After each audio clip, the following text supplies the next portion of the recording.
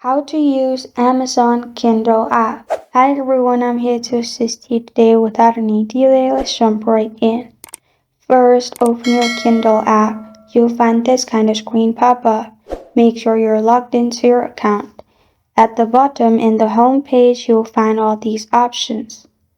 Click on search at the top to search for the book you want to read. If you go back and if you want to buy anything, simply click on it. After you've clicked on it, you'll find Buy Now option.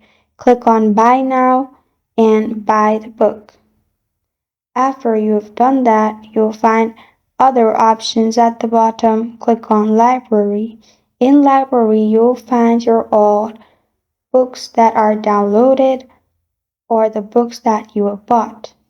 And if you click on More at the bottom right corner of your screen, you'll find different settings like Sync Now, Reading Challenges, Your List. In Notebooks, you can simply change your font of the book.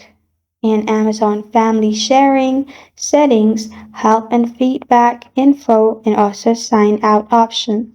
And this is how to use Amazon Kindle app. Thank you for joining me today. If this video helps you out, please leave a like and subscribe for more. Got a question or want to suggest a topic? Comment below. Thank you for watching.